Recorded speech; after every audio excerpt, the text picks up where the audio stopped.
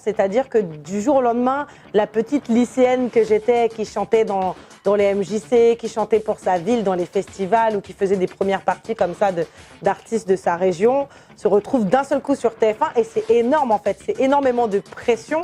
C'est un gros poids et puis tu as la fierté de ta famille, donc tu dois honorer les tiens, tu représentes aussi ta ville quelque part, donc parce que j'avais mon afro comme ça et tout. Je suis arrivée en mode African Power à The Voice. Enfin voilà, j'ai fait énormément de choses, j'ai eu mon orchestre, j'ai tourné à travers le monde, en dehors d'avoir beaucoup de voyagé en Côte d'Ivoire parce que voilà, je suis franco-ivoirienne, moi comme je dis aux gens, je suis franco-villageoise.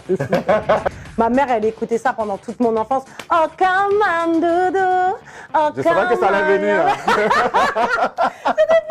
Donc, quand tu es la métisse ou la Renoir de l'émission, tu représentes aussi ta communauté. Non seulement je représentais la Côte d'Ivoire, mais je représentais aussi l'Afrique.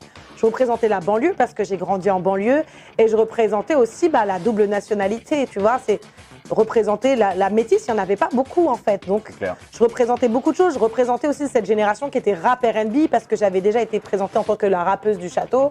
Donc, c'est vrai que pour une jeune femme, m'a ensuite proposé de participer à un gros concours organisé par Universal Music, par Yahoo.fr et Endemol, qui sont des grosses boîtes voilà, en France. Endemol, c'est toutes les émissions de télé-réalité. Donc, on était plus de 15 000 filles dans ce concours-là. Et moi, j'étais la plus jeune, j'avais 16 ans et demi. Et j'ai déraillé toutes les petites là. De par ton flow? Par mon flow. C'était un mélange de danse. À l'époque, je dansais beaucoup. Ces émissions-là, TF1, Endemol, c'est des bonnes opportunités, c'est des bons tremplins, ça met en lumière. Sauf qu'aujourd'hui, il y a une réalité. Et cette réalité-là, elle est qu'il y a eu 8 ou 9 Star Academy. Sur les 9 Star Academy, qui on voit? Qui on voit à part ceux qui ont gagné? Aujourd'hui, malheureusement, la plupart des candidats qui font ces émissions-là mettent tout leur espoir sur ces émissions-là. Il faut savoir que voilà, je suis une enfant du hip-hop et donc j'ai une mentalité. Déjà, j'ai une mentalité à l'africaine et en plus de ça, j'ai une mentalité hip-hop. Ça veut dire qu'il y a une tigresse en moi. Je lui ai dit, toi là, t'as pas reçu assez de fessées dans ta vie. Viens ici, je vais te botter. Comme la bonne africaine. Mais va dire ça à TF1 en 2006. Il se dit, mais c'est qui cette fille? Comment elle parle à la télé? Aujourd'hui, tu as tellement de jeunes filles qui rêveraient de faire la TF1 Star Academy à l'époque où je l'ai faite. Où on a eu Johnny Hallyday, on a eu Beyoncé, on a eu Rihanna, j'ai vu Pink, j'ai rencontré Lionel Richie, Yannick Noah. Rien que le fait d'avoir eu cette lumière et d'avoir intégré le château, pour moi, c'était ma victoire. Aujourd'hui, ceux qui ont gagné, ils sont où?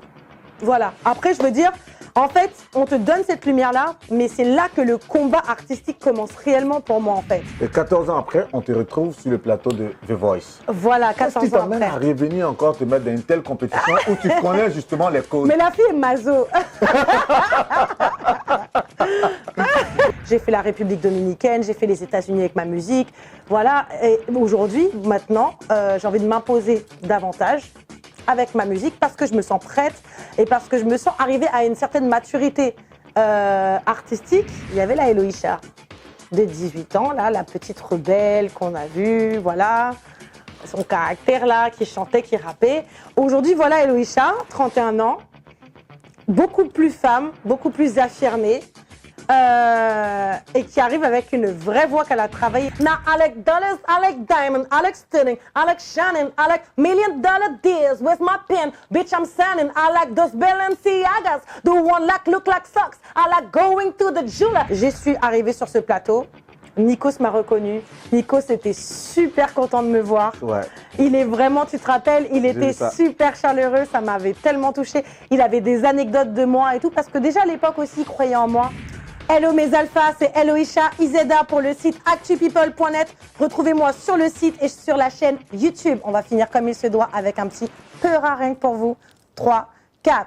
J'ai le power, j'ai le power, j'ai le power, j'ai le power. Ça choque l'auditeur avec ou sans follower. C'est mon heure, j'ai le power, je vous dépasse en roller. J'ai horreur de kicker avec un vocodeur. Monte à bord du vaisseau, j'ai le flow, kérosène. Je vais leur faire perdre les os, ken leur zone érogène. Suis-moi sur les réseaux, c'est LOCIZ, charisme, Jean Reno. J'adore quand ça les gêne. Oh, je vous laisserai l'avantage. Je sais que le game comme une bouteille de Fanta. Hey, je serai leur épouvantail. Ils font peur que gamin comme un épouvantail. Yeah. C'est quoi le plus que tu recherches, en gros? Moi, aujourd'hui, je suis franco-ivoirienne, donc je vise quand même les deux. Je vise quand même les deux, mais c'est vrai qu'étant proche de mes racines, j'ai envie aussi d'avoir une certaine lumière dans notre pays, la Côte d'Ivoire.